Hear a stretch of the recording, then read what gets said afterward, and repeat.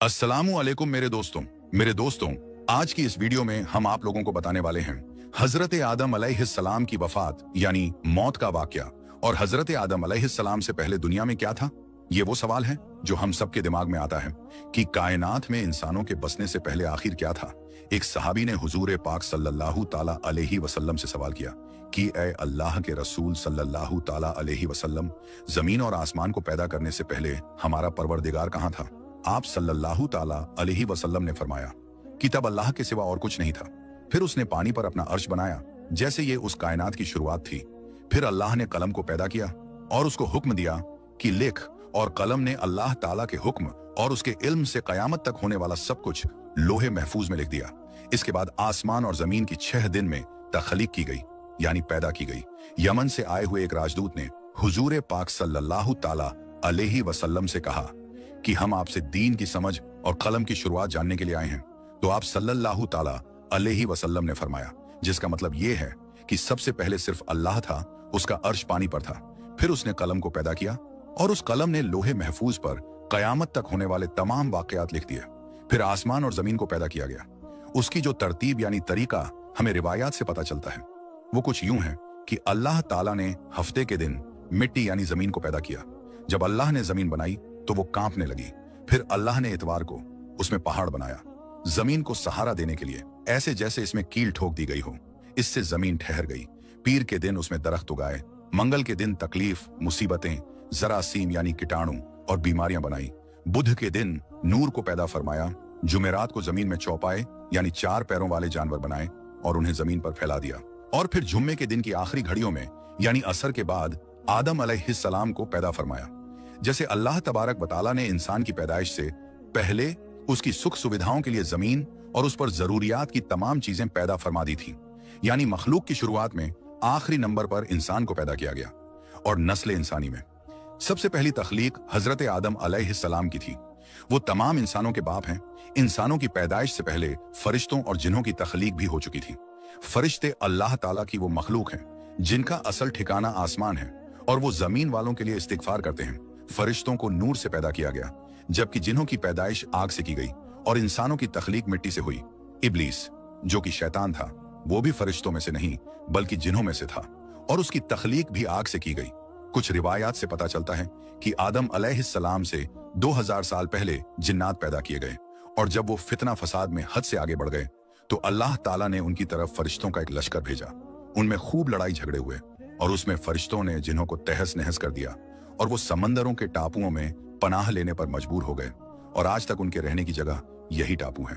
इब्लीस यानी शैतान जो कि जिन्नात के सरदार है, उसका एक तख्त है और वो तख्त पानी पर है। इब्लीस का असल नाम अजाजिल था और उसकी नाफरमानी के बाद उसे इब्लीस का नाम दिया गया। इब्लीस का वो तख्त हकीकत में किस जगह पर है ये हम नहीं जानते। खैर, जब अल्लाह ताला ने जमीन को इंसानों के जरिए से आबाद करना चाहा तो इंसान की तख्लीक फरमाई, क्योंकि जिन्हों में इंसानों जितनी अक्ल और समझ नहीं थी। कहा जाता है कि जिन्हों में सबसे ज्यादा इल्म रखने वाला जिन इंसानों में से एक 10 साल के बच्चे के बराबर अक्ल रखता है। अल्लाह ने इंसान की तख्लीक करके उसमें रूह फूंकी। फिर अल्लाह ने फरिश्तों से फरमाया कि मैं जमीन पर अपना नाइब बनाने वाला हूं। फरिश्तों ने अल्लाह से पूछा कि ऐसी मखलूक को क्यों पैदा करता है जो जमीन पर झगड़ा फसाद करे और खून बहाए, और हम हर वक्त तेरी तारीफ और पाकीज़गी बयान करते हैं। जिस पर अल्लाह ताला ने फरमाया कि जो कुछ मैं जानता हूं वो तुम नहीं जानते। फरिश्तों के इस सवाल के 2 मकसद थे। पहला ये कि क्या ये भी जिन्हों की तरह जमीन पर फसाद करेंगे, और दूसरा ये कि हमसे तेरी इबादत में कोई कोताही हुई है। बहरहाल, जब अल्लाह ताला ने हजरत आदम अलैहिस्सलाम को पैदा किया तो जमीन से मिट्टी लाने का हुक्म दिया। फिर अल्लाह के पास उसके हुक्म के मुताबिक मिट्टी लाई गई। वो मिट्टी अल्लाह ताला ने पूरी जमीन से उठवाई थी। यही वजह है कि हजरत आदम अलैहिस्सलाम की औलाद जमीन के रंग के मुताबिक ही जाहिर हुई।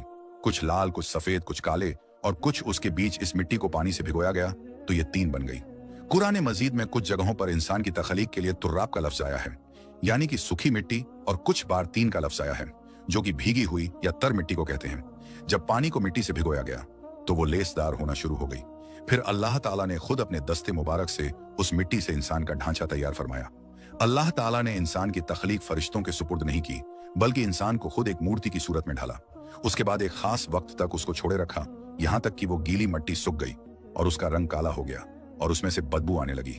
फिर वो सुख करके खनखनाती मिट्टी बन गई और आखिर में आग पर पकी हुई मिट्टी की सूरत इख्तियार कर ली, यानी आग में पकी हुई मिट्टी जैसी बन गई, जिसे कुरान पाक में फखार कहा गया है।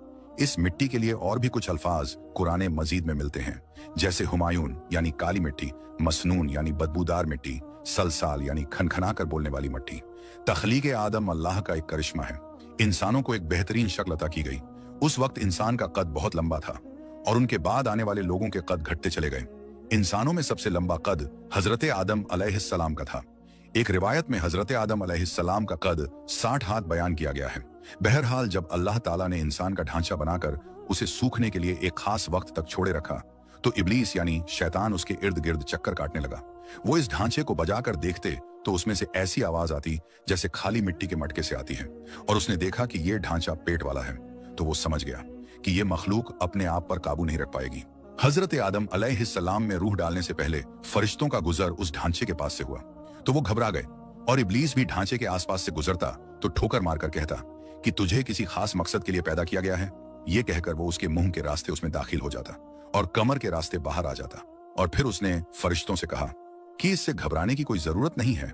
अगर मुझे इस पर हावी किया गया तो मैं इसे खतरे में डाल दूंगा, और अगर इसे मुझ पर हावी किया गया तो मैं यकीनन इसकी नाफरमानी करूंगा।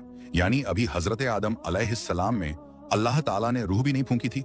तब से इब्लीस की इंसान से अदावत और दुश्मनी साफ तौर पर दिख रही थी। फिर अल्लाह ताला ने हजरत आदम अलैहिस्सलाम में रूह फूंकी। जैसे ही रूह उस बनाए हुए ढांचे में सर की तरफ से डाली गई तो हजरत आदम अलैहिस्सलाम को छींक आ गई। हजरत आदम अलैहिस्सलाम से कहा कि अल्हम्दुलिल्लाह कहिए। उन्होंने कह दिया। अल्लाह ताला की इस तारीफ के जवाब में अल्लाह ताला ने फरमाया कि तुझ पर तेरा रब रहम फरमाए। जब रूह उनकी आंखों में दाखिल हुई और उनकी आंखों ने जन्नत के फलों को देखा तो गौर व फिक्र करने लगे। फिर रूह पेट में दाखिल हुई तो खाने की जरूरत महसूस हुई, यानी रूह अभी टांगों तक नहीं पहुंची थी और खाने की ख्वाहिश महसूस होने लगी। जब हजरत आदम अलैहिस्सलाम में रूह फूंक दी गई तो अल्लाह ताला ने उनकी पुश्त यानी पीठ मुबारक पर हाथ फेरा, जिससे कयामत तक आने वाले तमाम इंसान बाहर आ गए। हजरत आदम अलैहिस्सलाम की तमाम औलाद उनके सामने जाहिर हो गई। ये बात कुरान और अहादीस से भी साबित है। फिर अल्लाह ने औलाद आदम से उन्हीं के बारे में इकरार लिया कि क्या मैं तुम्हारा रब नहीं? तो तमाम इंसानों ने जवाब दिया कि हम इकरार करते हैं कि तू ही हमारा रब है। अल्लाह ताला ने हजरत आदम अलैहिस्सलाम में रूह फूंककर फरिश्तों और जिन्हों से इंसान को सजदा करने का हुक्म दिया। इब्लीस के अलावा सब ने हजरत आदम अलैहिस्सलाम को सजदा किया। अल्लाह ताला ने इब्लीस से पूछा कि तुझे किस चीज ने सजदे से रोक दिया?